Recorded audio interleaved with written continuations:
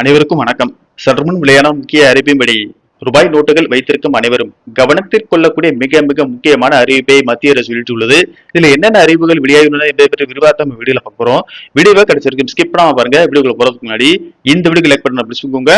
இப்போ அந்த சேனலுக்கு முதல் வரீங்கன்னா சப்ஸ்கிரைப் பண்ண பிரஸ் பண்ணிக்கோங்க. அப்படியே பக்கத்துல இருக்கக்கூடிய பெல் ஐகான் பிரஸ் பண்ணிக்கோங்க. வாங்க வீடியோக்குள்ள போகலாம்.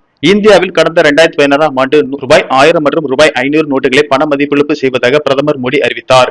இதையடுத்து புதிதாக ரூபாய் 500 கொண்டு வரப்பட்டது.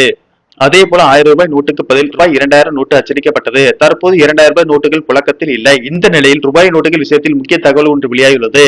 இந்திய ரிசர்வ் வங்கியின் நிதியாண்டுக்கான ஆண்டு அறிக்கையின்படி ரூபாய் நோட்டுகளை அச்சிடுவதற்கான செலவினம் 2024ஆம் நிதியாண்டில் 5101 கோடி ரூபாயாக இருந்த நிலையில் 2025ஆம் நிதியாண்டில் 6373 கோடியாக அதிகரித்துள்ளது. அதன்படி ஒரே ஆண்டில் 1272 கோடி ரூபாய் கூடுதல் செலவினம் ஏற்பட்டுள்ளது. இதன் காரணமாக தற்போது புழக்கத்தில் உள்ள காகித நோட்டுகளை முழுமையாக மாற்றி பாலிமர் அல்லது பிளாஸ்டிக் நோட்டுகளை ரிசர்வ் வங்கி கொண்டு வர உள்ளதாக தகவல் வெளியானது. இந்த நோட்டுகள் தண்ணீரில் நனையாது, எளிதில் கிளியாது மற்றும் அழுக்குப்படியாமல் சுத்தமாக இருக்கும். கள்ள நோட்டுகளை தடுக்கும் மேம்பட்ட பாதுகாப்பு அம்சங்களும் உள்ளது.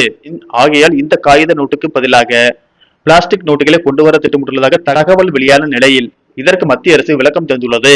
இது குறித்து வெளியான அறிவிப்பில் தற்போது பயன்பாட்டில் உள்ள காகித நோட்டுகள் கிழிந்து போவதை தவிர்க்கும் வகையில் ஜூன் 30ஆம் தேதி முதல் பிளாஸ்டிக் நோட்டுகளை மத்திய அரசு அறிமுகம் செய்ய உள்ளதாகும்.